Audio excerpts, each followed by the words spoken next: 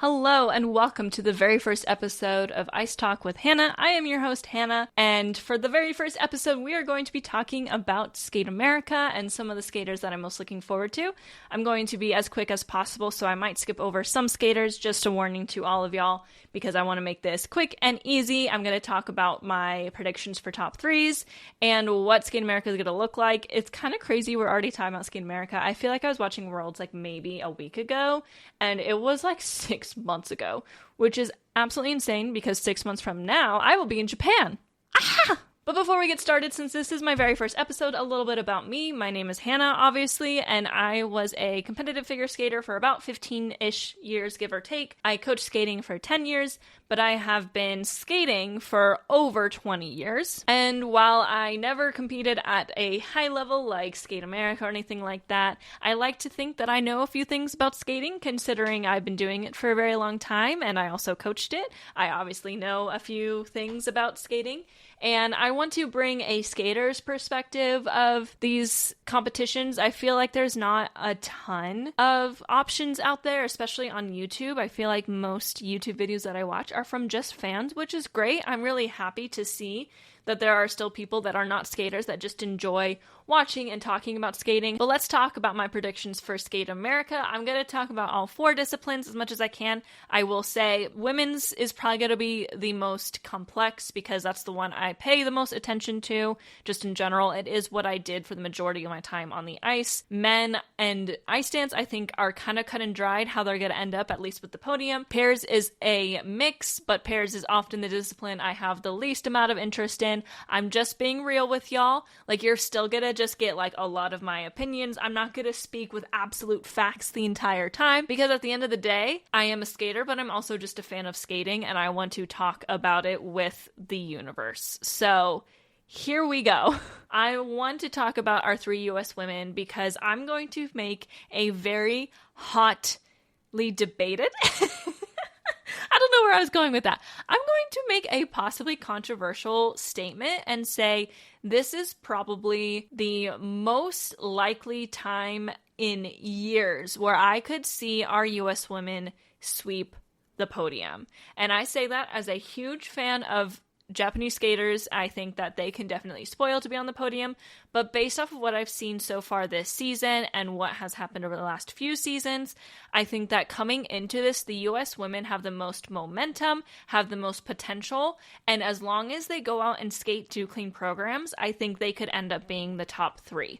Now, on paper, kind of, Isabel Levito is still coming in as the clear favorite. She's going to have, by far, the most media attention. She's going to have the most people talking about her because she is coming in as the reigning world silver medalist. And when you come in as a reigning world medalist, you are likely to get what we call a PCS bump. Now, does that always happen? No. Does that usually only happen if you skate clean? Yes. However, is she going to skate clean? Very possibly. I think that she's gotten her preseason nerves out with the two events that she's competed so far, and I could definitely see two clean programs on the horizon for her. It will all line up for her. If she skates two clean programs, I don't think anyone here can really touch her.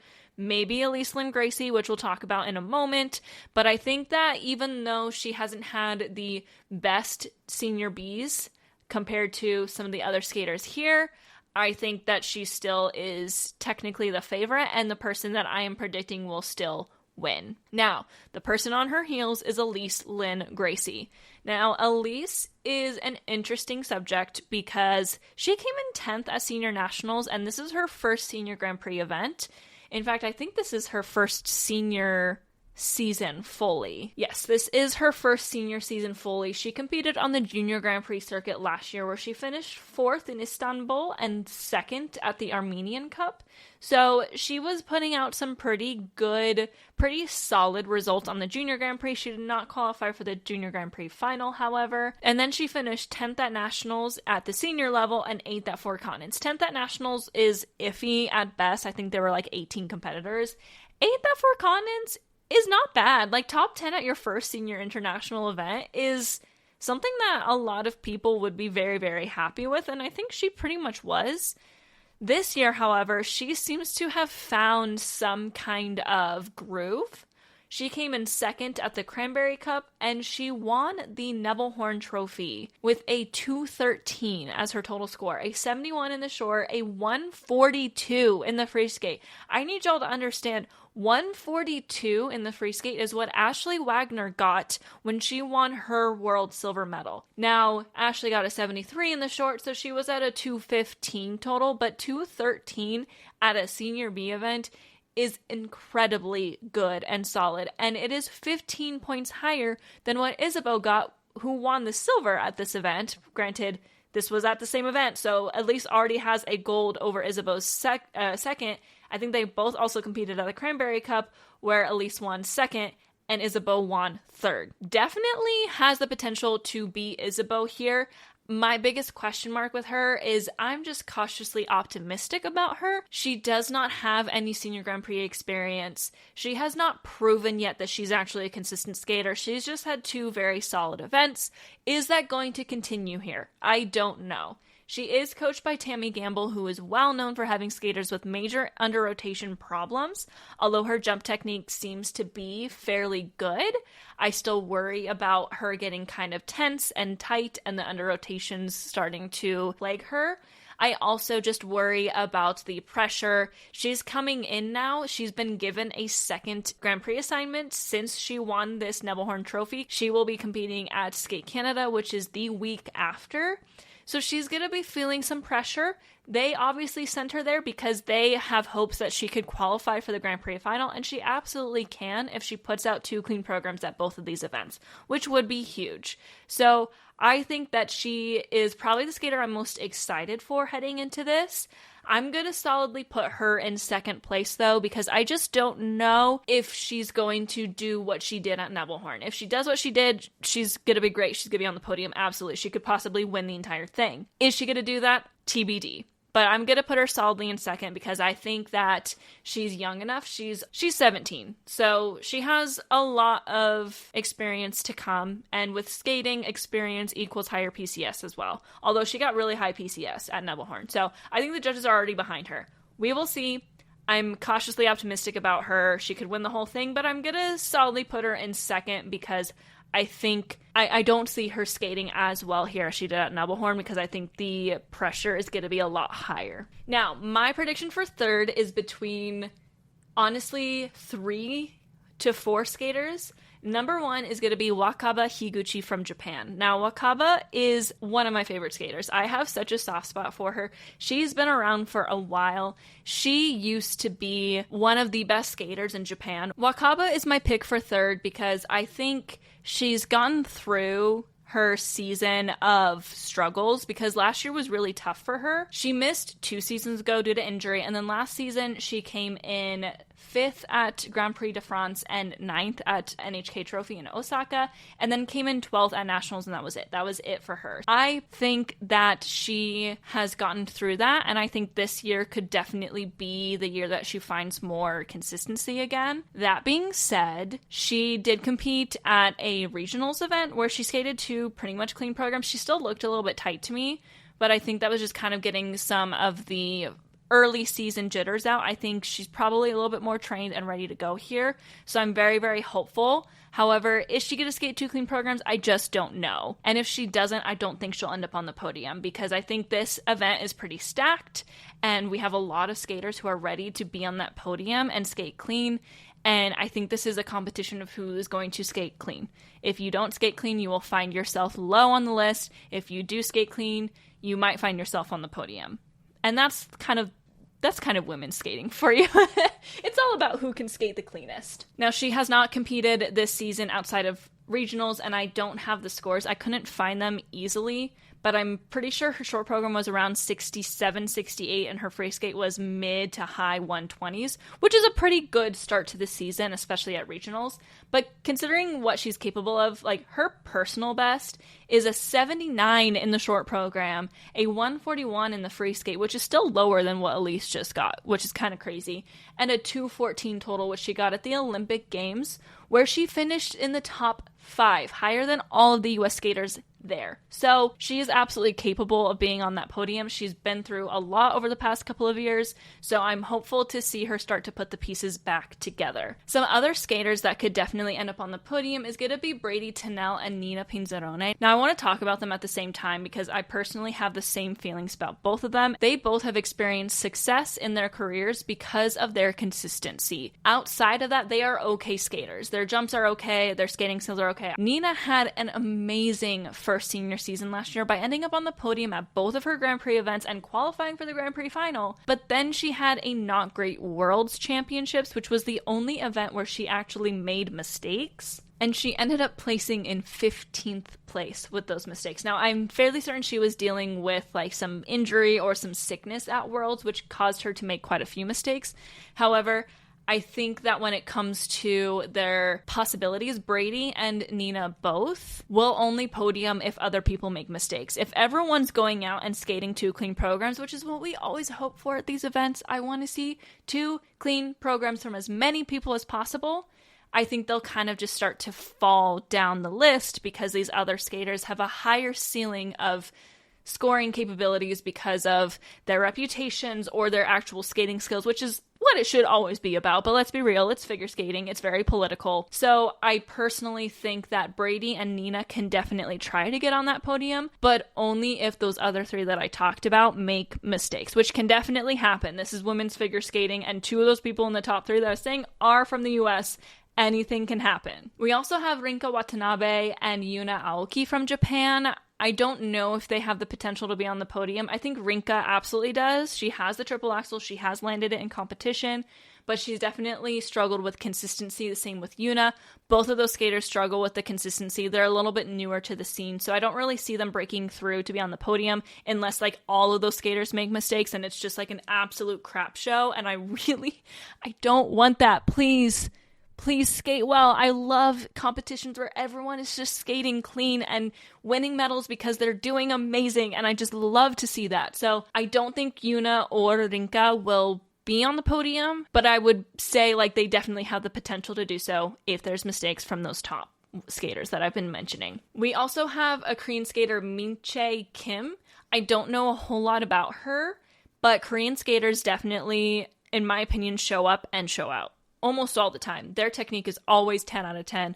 They are very consistent skaters. They are quickly becoming one of the most competitive countries in women's figure skating. Minchae could show up and be on the podium. I just don't know enough about her to really put her anywhere. And again, because she's very new, I think that if everyone else skates clean, she will find herself in like 5th, 6th, 7th, even if she skates clean, just because of the politics and the reputation and the skating skills and just like a little bit of everything with all these skaters at the top. Our other skaters competing are Olga Mikutina, Leah Cerna, Sofia Stepchenko, and Livia Kaiser. The only one out of these that I could say has any shot at like top 5 or podium is Livia Kaiser, who actually finished with a 190 plus at, I believe, Nebelhorn Trophy. She ended up 4th, and 190 for the first season, like the first competition of the season, is really, really solid for women. So she could definitely spoil, but I also think like a small federation, scoring ceiling's not as high, unfortunately. So she is absolutely the one where she could be on the podium, but we would have to see a lot of mistakes. Sophia, Leah, and Olga, I think, are just... They're working on it. They'll get there maybe someday, but Olga had like a 160 on hers. Leah has not competed this season as far as I can tell, and Sophia has like a 140. Like those are their season's best. So, and that's combined, not on the free skate. So when it comes down to like just looking at it on paper, they're like kind of your bottom 3, but they can, you know, if we see a bunch of clean skates, if we see some mistakes from the higher level, you never know what's going to happen. But for now, my prediction is Isabeau 1st, Elise 2nd, and Wakaba 3rd, with a couple of spoilers that could happen. I would put Brady in 4th and Nina in 5th, and then everything else is just going to kind of fall into place. I do want to talk about pairs really quick. I think I'm only going to touch on a couple of them because there are some pairs here that I literally have just never heard of. And I did do research before this. However, I want this podcast to be fairly short so that you're not sitting there for 3 hours listening to me yap. Because, okay, well, it is a podcast, but I also have this on YouTube. So I guess if you're listening to this via podcast, you want to hear me yap. Anyway, Pairs is a big question mark for me. So on paper, we have favorites, and that is the reigning world silver medalists, Riku Miura and Ryuichi Kihara. Now they are two-time world medalists, or two-time world silver medalists, and they were the world champions in 2023. They are my favorite pairs team, period. I love them. They are the full package. They are everything to me, and I want to see them succeed this year. They missed the Grand Prix season last year due to injury, and then it was kind of a slow second half of the season where they won silver at Four Continents and Worlds. But I think personally, they are absolutely capable of winning. The only thing is there are two teams competing here that are very consistent and I think will easily win and beat out the Japanese if the Japanese make any type of mistakes, which could happen. This early in the season, they're kind of known for usually getting a little bit better as the season progresses too, but I still want to see them win because the two teams that are also vying for gold are Russians who are representing other countries. And I'm going to say something right now. I do not think anyone who is born, raised, and currently lives in Russia should be allowed to compete just because they have family members from other countries, okay? If you are Russian, you should not be competing internationally. I don't think anyone from Russia should ever be allowed to compete because so many reasons that I'm not going to get into in depth right now. I am a Russia hater. So if you're a Russia lover, this podcast is not for you. All right. So I personally think that the Georgians and the Hungarians will probably be the other two on the podium. They have had great skates so far this season. They were both very competitive and very consistent last year. The Georgians won the Junior Grand Prix final and then went on to, I think they podiumed at Europeans. They were second at Europeans. They came in seventh at Worlds, but it was like the first event where they actually made mistakes. So they're kind of in the same boat as I think they're okay. They are successful because they are consistent and in pairs that is so hard to find. Same with the Hungarians, also both born, raised, live in Russia, and same thing.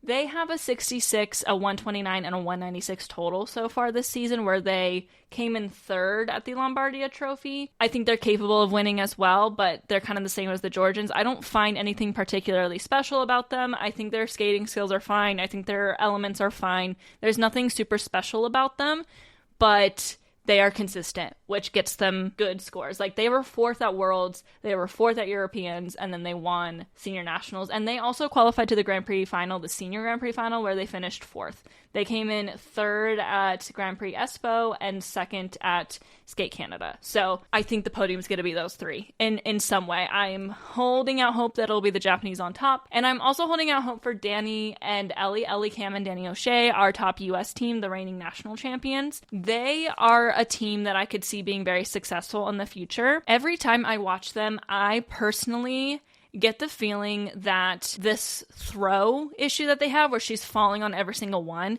it is clear to me that she is falling on them because she's not landing them in practice even yet. This is not like it's in her head and they're just never going to get there. I think it's just she's new enough to pairs. She hasn't figured out the timing. She just doesn't land them yet. Like, it's just not an element that she can do, but they have to attempt it to at least try to be competitive. But they are so good at everything else that it carries them to the point of being national champions, although U.S. pairs at nationals last year was a mess, and it was literally embarrassing to watch. I'm sorry. But I think that they could definitely spoil for the podium if there are any mistakes. They did beat the reigning world champions in the short program. At their Senior B event, the Nebelhorn Trophy, they ended up third overall. Their free skate, they came in seventh. But they did land their throw to a 73 in the short program. I think they are totally on the road to getting those throws consistent in practice. And as soon as they're consistent in practice and they become consistent in competitions, they will be a force to be reckoned with. They can be on the podium at these events, at the Grand Prix final. They can be on the podium at Four Continents, at Worlds. Like, they are very capable because they are very consistent and good at everything else. It's just the throws that are like holding them back. And I think that's just a matter of she just needs to keep practicing. And I don't think that's going to be solved just with this one summer that we got through. I think it'll be probably another season. Hopefully next year for the Olympics, they'll be ready to go and they will be solidly, it'll be their season. Not to say they're going to just win everything, but they could definitely be very competitive and be looking at some pretty high scores. Here, however, I think they'll only end up on the podium if one of those top three really falters and they have two really great skates. Outside of that, our other two US teams could definitely just go, and they just need to go and skate their best and see what happens. The same goes for the British team. I mean, no one's going to really chance that podium unless there's some major mistakes happening from those top three teams. So I think this event is going to be interesting just simply because I don't know who's going to win and I don't know how the podium's going to go. But if I could put my finger on it, I'm going to say the Japanese number one, Riku and Yuichi, are just absolutely amazing and I love them. I'm going to put the Hungarians in second, and I'm going to put the Georgians in third, with Ellie and Danny solidly in fourth. Hopefully they can get one of those Russians that shouldn't be competing out of there, though. Next, let's talk about the men. So the men is interesting. My dog just shook her head, and I think she's done that a couple times, so I apologize for the background noise. Men is interesting because there is an obvious person who's going to win unless he literally gives up and walks off the ice in the middle of his skate, which even then, if he does that, I feel like he could still win, and that is Ilya Malinin. With his technical capabilities, he has room for so many errors he can still win.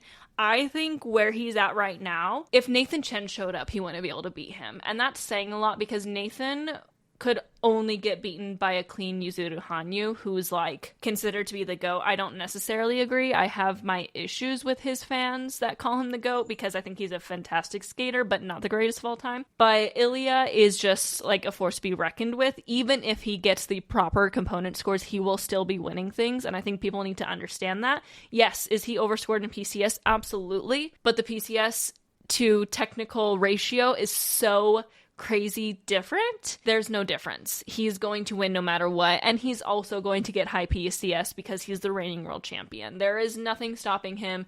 My biggest question mark is how big of a gap is going to be between him and silver, and my biggest prediction for silver is Denis Vasilyev's. He's had a very solid start to his season. Denis came in third at the Nebelhorn Trophy and second at the Shanghai Trophy, and both times that he finished third or second, he was behind people who were not competing here.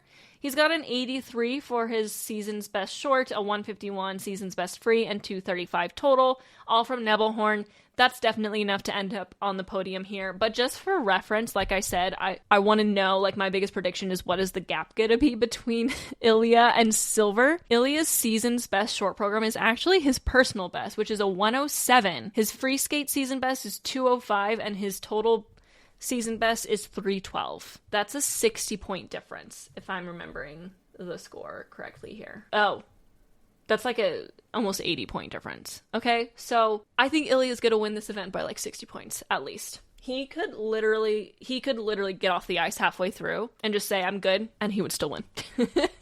But I do think Denis will probably be the silver medalist, barring anything crazy. Kao Miura from Japan, I believe, will be the bronze medalist. He has a 76 season's best for the short, 158 for the free, and 234 for the combined. So around the same as Denis. 235 for Denis, 234 for Kao. So it could definitely be a battle for the silver medal between those two. I don't really see anything happening outside of those being the top three. Again, we have Lucas Brossard and Maxim Naumov for our other two US men. Lucas had a pretty solid start to his season, winning the Cranberry Cup, and he actually has a 246 season best. However, I just don't know if it's realistic of him to skate super well here. I believe this is his first senior Grand Prix. No, it's his second senior Grand Prix. He competed at Cup of China last year where he finished 12th out of 12. And then he didn't compete at Nationals. I don't know why. I don't know if he was injured or not. It's not telling me, and I didn't really pay super close attention to that. He did compete in the Junior Grand Prix circuit back in 2022, where he did come in second at the Junior Grand Prix final after winning his 2 Junior Grand Prix assignments. So he's definitely capable. He's a bigger question mark than Denis and Kao, so I think Lucas is more of like a 4th place type guess, along with Maxim Naumov, who he has not even broken 200 yet this season, so I just don't know. I personally think if you're not breaking 200 at some events, even if they're senior B events, you're probably not going to be on the podium at a Grand Prix. You have to get past the ever scoring below a 200. In men's, like, if you want to win, you have to be over 300. If you want to be on the podium, you need to be like 250. So if you're not even hitting 200 at every single event, you're not going to be on the podium at Grand Prix. Like, is that harsh? I don't care. That's just the way the cards fall in men's skating right now. It's a competition of who can do the most difficult program the best.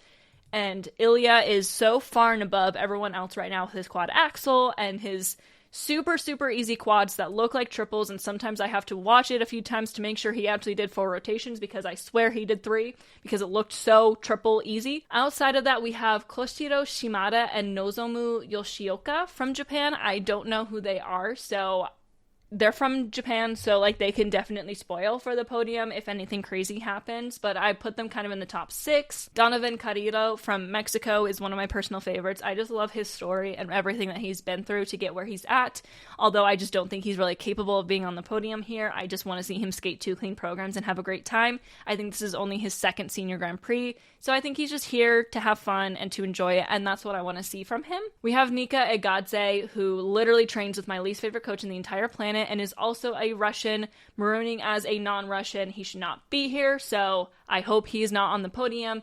And then we have Wesley Chu from Canada, who has some really low scores so far this season. I just don't really see anything coming out of him. Finally, we have Kevin Amos. Now, I wanted to talk about Kevin for a moment here because I'm a little bit disappointed that he's actually competing, because I think there's something going on with him personally. He competed at a French event earlier this season, and kind of like European Championships, kind of like we've seen with him, he is like giving up in the middle of spins. He's falling on everything. He's popping the ones that he doesn't fall on. Like, I personally see that. As a skater, I see that and I think something's wrong and he needs to not be competing right now. Figure skating is such a mental sport. It is so mental.